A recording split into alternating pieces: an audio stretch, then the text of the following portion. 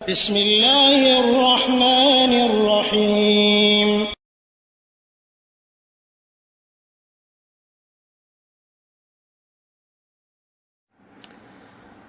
আসসালামু আলাইকুম রহমতুল্লাহ বরকাতুহ। আমাদের একদিনে ভাই প্রশ্ন করেছেন এই বিষয়ে যে নামাজের সময় কাতারবন্দি হওয়াকালীন কাঁধের সাথে কাঁধ, পায়ের সাথে পা মিলিয়ে দাঁড়ানো,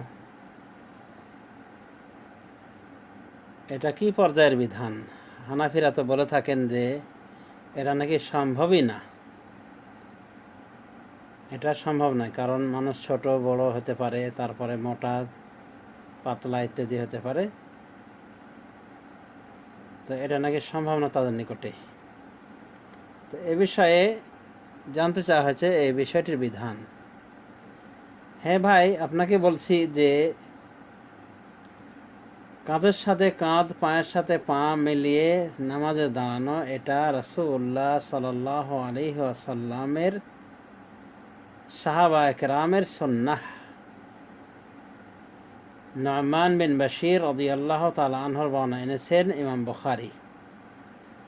তিনি বলেছেন, অর্থাৎ ইমাম বুখারী বলেন, ওয়াকাল নু'মান ইবনে বাশির রাআইতু রাজুলা মিন্না ইউলজিকু কা'বাহু বিকা'বি সাহিবিহি।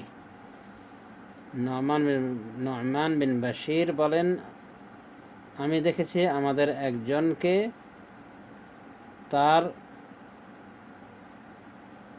টাখনাকে, পায়ের গিটাকে তার সাথীর পায়ের গিটার সাথে মিলিয়ে দিচ্ছেন। দেখুন সহিহুল বুখারী 1 নম্বর খণ্ড 185 পৃষ্ঠা,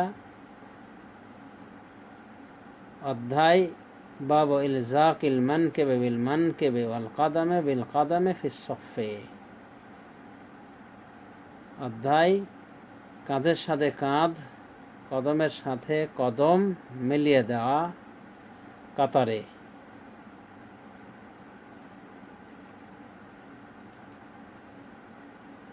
অধ্যায় নম্বর 48। এই অধ্যায়ের অধীন মারফু হাদিস, সনদ সহকারে হাদিস এনেছেন ইমাম বুখারী রহমতুল্লাহ আলাইহি আনাস বিন মালিক থেকে। তিনি নবী সাল্লাল্লাহু আলাইহি ওয়াসাল্লাম থেকে বর্ণনা করেন। নবী সাল্লাল্লাহু আলাইহি ওয়াসাল্লাম বলেন, আকিমু সুফুফাকুম, তোমরা তোমাদের কাতারকে সোজা করো। ফাইন্নি আরাকুম মিন ওয়ারাই যহরি, কারণ আমি তোমাদেরকে দেখতে পাচ্ছি আমার পশ্চাৎ থেকে, পিঠের দিক থেকে। এরপরে বলেন আনাস বিন মালিক, ওয়াকানা আহাদুনা ইউলজিকু মানকিবাহু বিমানকিবি সাহিবিহি ওয়া কাদামাহু বিকাদামিহি, আর আমাদের একজন তার কাঁধকে তার সাথীর কাঁধের সাথে, তার কদমকে মানে পাকে তার সাথীর কদমের সাথে মিলিয়ে দিতেন। এভাবে বলেছেন আনাস বিন মালিক রাদিয়াল্লাহু আনহু। দেখুন হাদিস নাম্বার সহিহুল বুখারীতে 725 নম্বর হাদিস বুখারী শরীফের। তাহলে আমরা বুঝতে পারলাম যে কাঁধের সাথে কাঁধ, পায়ের সাথে পা মিলিয়ে দেওয়াটা ছিল সাহাবায়ে কেরামের সুন্নাহ। আর এটার মানে এতটুকুই যে এটা সুন্নতি কাজ, এটা গুরুত্বপূর্ণ সুন্নাত আমরা বুঝতে পারলাম, এটা সাহাবায়ের আমল হিসেবে আমরা বুঝতে পেরেছি। অতএব এটাই হলো সুন্নাত। আর হানাফি সাহেবরা যেটা বলছেন, এটা তাদের বলা যায় যে হাদিস প্রত্যাখ্যান একটা ওজর, মরিচিকা অজুহাত, মানে চেষ্টাও করে দেখবে না, এভাবে মানে মুস্তাহিল মনে করে তারা, মানে অসম্ভব মনে করে। অথচ আজও বাংলাদেশ, ভারত, পাকিস্তান সহ সারা বিশ্বের আহলে হাদিস হিসেবে যারা পরিচিত, বা আনসার সুন্নাহ হিসেবে যারা পরিচিত, বা সালাফি হিসেবে যারা পরিচিত,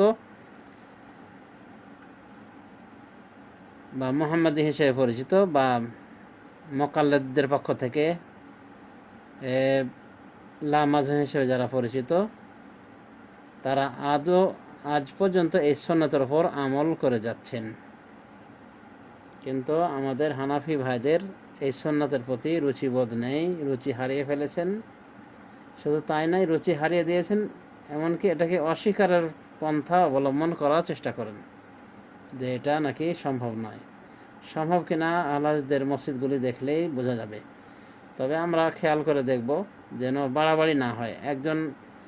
একজন মুসাল্লি আরেকজনের পায়ের সাথে পা মিলাবে, কিন্তু সে যদি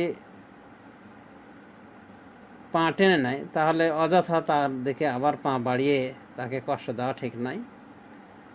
বরং তার যতটুকু দায়িত্ব ছিল করে ফেলেছে, বাস পা মিলাতে গেছে, পা সরিয়ে নিয়েছে, আর কি। এরপরে তাকে এভাবে কষ্ট দেওয়া বা তার উপর সংকীর্ণতা আরোপ করা, এটা আবার সুন্নাতের উপর বাড়তি কাজ, এটা একবার হারামের পর্যায়ে চলে যাবে। এটাও ঠিক না যে ও পা টানতেই থাকবে আর এ পা বাড়াতেই থাকবে, আর দুই পায়ের মধ্যখানে ওই অনেক বড় গ্যাপ, তো এটা ঠিক নয়।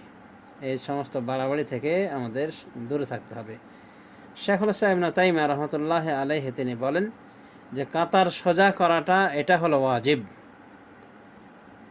আর পায়ের সাথে পা মিলিয়ে সংযুক্ত হয়ে দাঁড়ানো এটা হলো সুন্নাহ। সুতরাং বিষয়টি আমরা খেয়াল রাখবো, আমল করার চেষ্টা করবো। শেখ ইবনে উসাইমিন রহমতুল্লাহ আলাইহি এটা আরকান ইসলামে বলতে পারেন, তবে এটা ইজতিহাদি বিষয়।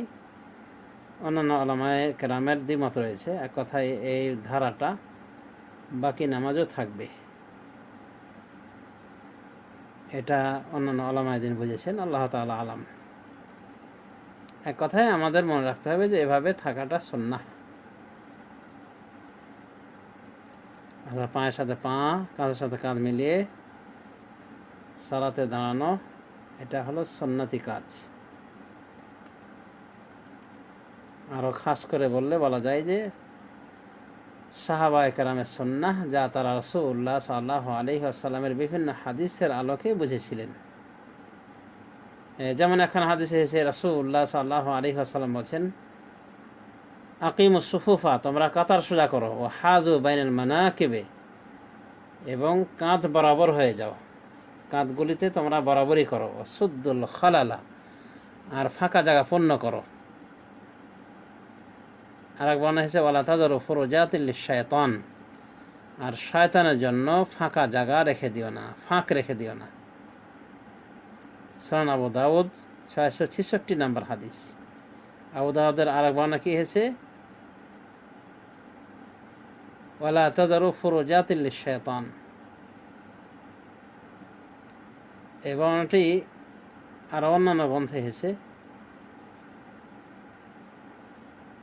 তো এই হাদিস থেকেও আমরা বুঝতে পারি যে সাহাবায়ে কেরাম এই জাতীয় হাদিসের উপর আমল করে এমনটি করেছিলেন। কি বলছেন রাসূলুল্লাহ সাল্লাল্লাহু আলাইহি ওয়াসাল্লাম, আকিমুস সুফুফা, তোমরা কাতার সোজা করো, হাজু বাইনাল মানাকিবে, এবং কাঁধের বরাবর হয়ে থাকো, মানে কাঁধের বরাবর, কাঁধগুলির বরাবর হয়ে থাকো, মানে পরস্পরের কাঁধ মিলিয়ে রাখো, কাছাকাছি করে রাখো। ও সুদ্দুল খালাল, আর ফাঁকা জায়গা পূর্ণ করো।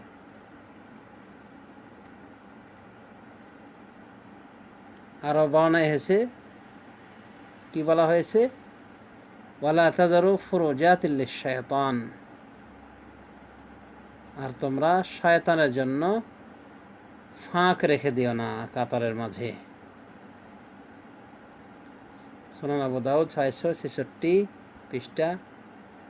হাদিসটিকে আল্লামা নাসিরুদ্দিন আলবানী রহমতুল্লাহ আলাইহি তার সহিহুল জামে গ্রন্থে এনেছেন। এক কথায় হাদিসটি সহিহ, হাদিসটি সহিহ।